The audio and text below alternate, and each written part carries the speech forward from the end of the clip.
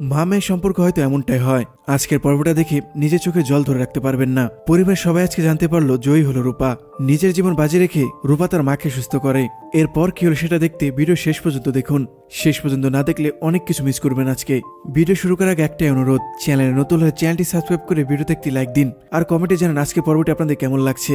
জয়ী দীপাকে বলে, মা হয় তুমি আমাকে দেখবে, তা নাহলে আমি অন্য কোথাও চলে যাব। এই পৃথিবীতে আর তুমি আমাকে দেখতে পাবে না। সেই স্বপ্নের সিঁড়িতে আমি আগেই চলে যাব, আর পরে যখন তুমি আসবে তখন আমাদের দেখা হবে। মা আমি তোমার জন্য অপেক্ষা করব। জয়ের চোখ দিয়ে অঝরে জল পড়ে। জয় বলে, মা আমি তোমার জন্য, তুমি আমার জন্য। তাই ঠাকুর আমাদের কাছাকাছি নিয়ে এসেছে। তুমি আমার মা, আমি তোমার মেয়ে, আমি তোমার সেই হারিয়ে যাওয়া রূপা। এটা শুনে দীপার জ্ঞান ফিরে আসে। দীপা চোখ মেলে তাকায়। দীপা অবাক দৃষ্টিতে চেয়ে থাকে জয়ের দিকে। দীপা হাত বাড়িয়ে দেয়, জয়ও হাত বাড়িয়ে দেয়।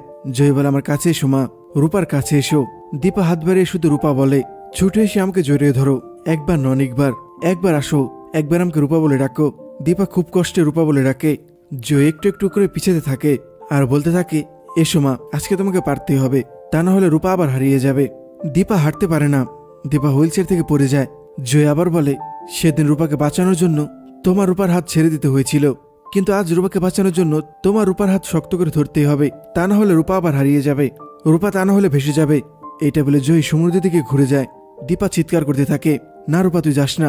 সূর্য আরিয়ানের কাছে আসে। আরিয়ান সূর্যকে বলে, আঙ্কেল জয় ড্রাইভারকে ছেড়ে দিয়েছে। ড্রাইভার আমাকে বলল জয় নাকি তাকে চলে আসতে বলেছে।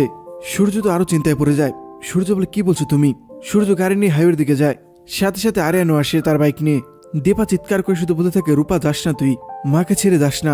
জয় অলরেডি অনেকটুকু জলের মধ্যে নেমে যায়। জয় দীপার দিকে ঘুরে আবার বলে, মা আমি তোমার মেয়ে, আমি তোমার রূপা, আমাকে বাঁচাবে না? এরকম একটা নদীতে আমি ভেসে গিয়েছিলাম। তুমি যদি আজকে আমাকে না বাঁচাও তাহলে আমাদের আর কোনোদিন দেখা হবে না।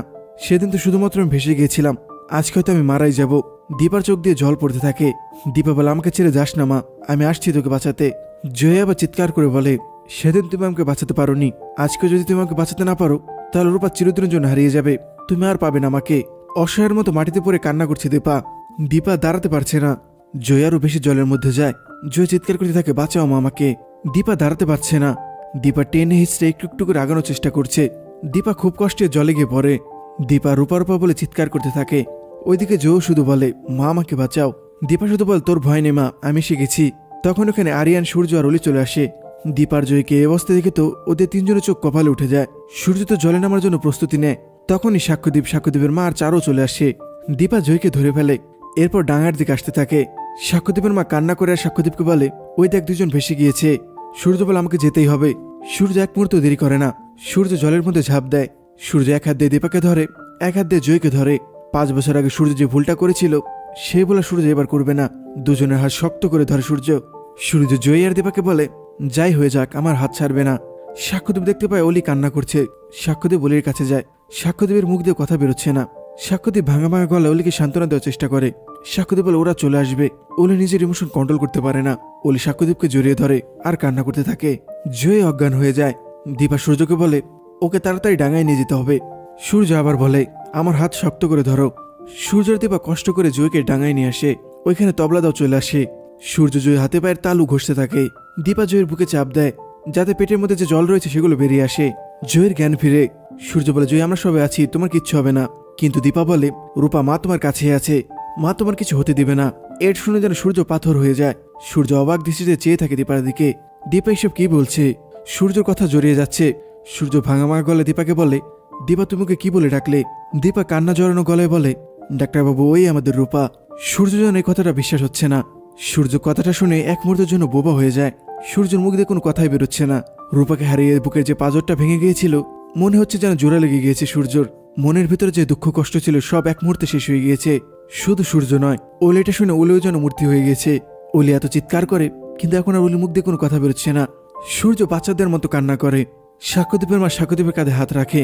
হাতের ইশারায় সাক্ষ্যদীপকে বুঝিয়ে দেয়, নিজেকে একটু কন্ট্রোল কর তুই। সাক্ষ্যদীপ মাথা নিচু করে থাকে। সূর্য বাচ্চাদের মতো কান্না করে আর বলে, কি বললে তুমি দীপা? ওই আমাদের রূপা? অলিও কান্না করে আর বলে, জয়ী আমার পাতা মেয়ে। চারো চোখ দিয়ে জল পড়ে। চার ওলকে বলে, হ্যাঁ জয়ী তোমার পাতা মেয়ে। তবলা এটা শুনে অবাক হয়ে যায়। দীপা জয়কে বুকে আগলে রেখেছে। সূর্য ওদের দুজনকে জড়িয়ে ধরে। সূর্য অলিকে বলে, সোনামা এই যে তোর পাতা মেয়ে। সূর্য জয়ীকে বলে, ওই যে তোমার হিংসুকুটি। অলিও হামাও করে কান্না করছে। সবার কাছে যেন এই মুহূর্তটা স্বপ্নের মতো। সবার মনে নিভে যাওয়া প্রদীপটা যেন আজকে জ্বলে উঠেছে। বুকের মধ্যে যে 5 বছর আগে চাপা কষ্ট ছিল সব ধুয়ে মুছে গিয়েছে আজকে। অলি হামা করে কান্না করে আর বলে, আমার পাতামেকে আমি খুঁজে পেয়েছি। সাক্ষ্যদীপের কষ্ট হচ্ছে। সাক্ষ্যদীপ নিজের কষ্টটাকে চেপে রাখতে পারছে না। সাক্ষ্যদীপ সবার সামনে কান্নাও করতে পারছে না। খুব কষ্ট করে নিজের ইমোশন ধরে রাখার চেষ্টা করছে। আরিয়ান আর সাক্ষ্যদীপের মা জয়ী আর দীপার গায়ে শুকনো চাদর জড়িয়ে দেয়। সূর্য আবার ওদের জড়িয়ে ধরে। ওইখানে থাকা সবাই এখন কান্না করছে। সবার চোখ দিয়ে জল পড়ছে। দীপার হঠাৎ শোনার কথা মনে পড়ে। দীপা অলির দিকে তাকিয়ে বলে, শোনা মা, আমার কাছে আয় আমার কাছে। মায়ের মমতা জড়ানো গলায় অলিকে ডাক দেয় দীপা। চার অলিকে বলে, যা অলি। অলি জয়ের কাছে গিয়ে বলে, আমার পাতামে। জয় বলে, আমার হিংসুকুটি। দুইজন দুজনকে জড়িয়ে ধরে কান্না করতে থাকে। দুই বোনে ভালোবাসা দেখে যেন আরিয়ান নিজের চোখে জল ধরে রাখতে পারছে না। আরিয়ান নিজের চোখ মুছে। আরিয়ানের চোখ দিয়ে অঝরে জল পড়ছে। জয় অলিকে বলে, আমি তোমার পাতামে। এর জন্য আমি তোমার বাবাকে আর মাকে নিজের বাবা মা বলে ডাকতাম। এখন হয়তো তুমি জানতে পারলে। ভাঙা পরিবার আবার এক হয়ে গিয়েছে। পরিবারের 4 জন সদস্য একসাথে রয়েছে।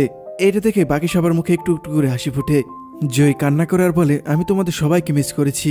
তবলাদা নিজের ইমোশনকে কন্ট্রোল করে বলে, সবাই তো কান্নাকাটি করবেই, কান্নার জলে তো ভিজবে আমরা সবাই, কিন্তু আপাতত শুকনো কিছু জোগাড় করা দরকার, তা নাহলে তো ওদের জ্বর এসে যাবে। তবলাদা ওদের দিকে তাকিয়ে বলে, এই দৃশ্যটাই আমি দেখতে চেয়েছিলাম। তবলাদা ওদের বলে, কেঁদে কেঁদে যদি ঠান্ডা লেগে যায় তখন বুঝবে। সাক্ষ্যদীপের মা ছোট করে তবলার গাল চড় মারে। সাক্ষ্যদীপের মা বলে, তখন থেকে শুধু এটা বলছিস কেন ঠান্ডা লেগে যাবে?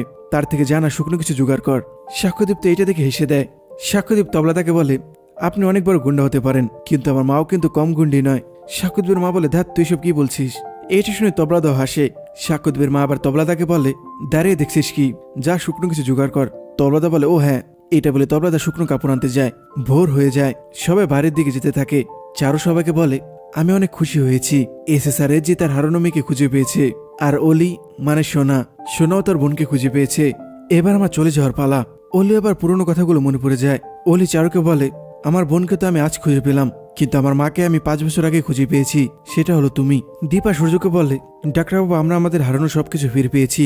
আমাদের মেয়ে হারিয়ে যায়নি, ও আমাদের কাছে ফিরে এসেছে। আরিয়ান তবলাদাকে বলে, মনে হচ্ছে যেন সবকিছু রূপকথার মতো সব সত্যি হয়ে গেল। দীপা জয়কে বলে, রূপা, তোকে অনেক ধন্যবাদ মা, তুই আমাকে সুস্থ করে তুললি। আমার মন সব সময় বলতো তুই আমার রূপা। আচ্ছা, তুই তো আমাদের সবাইকে চিনতে পেরেছিলি। আমার ছোঁয়া পেয়ে তুই বুঝতে পেরেছিলি আমি তোর মা। তাহলে এতদিন কেন বলিসনি? তুই কেন নিজের মধ্যে এটা লুকিয়ে রেখেছিলি? সূর্য জয়কে বলে, আমি তোকে ঠিক চিনেছিলাম, তাই না? আমি তোকে প্রথম দিন থেকে বুঝেছিলাম তুই আমার রূপা। সূর্য কান্না করে আর বলে, তুই বাবার তো কাছে ছিলি, একবার কি তোর ইচ্ছে করলো না বাবাকে গিয়ে জড়িয়ে ধরি, বাবাকে বাবা বলে ডাক দেই? কিভাবে পারলি তুই এটা? আমি তোকে চিনতে ভুল করিনি। যাই হয়ে যাক, বাবা কখনো তার মেয়েকে চিনতে ভুল করতে পারে না। দীপা বলে, আমি মানলাম তুই তোর বাবার উপর রাগ করেছিলি, কিন্তু তুই তোর মাকে কেন বলিসনি? দীপা সাক্ষ্যদীপের মা বলে, আপনারা দুজন আগে থেকে জানতেন, তাই না? সাক্ষ্যদীপ হাত জোর করে বলে, আমি গত রাত থেকে জানি। সাক্ষ্যদীপের মা বলে, আমি আগে থেকে জানতাম, রূপা আমাকে বলতে বারণ করেছিল। দীপা শুধু জয়কে জিজ্ঞেস করতে থাকে, বলতে এতদিন আমাদের কেন বলিসনি?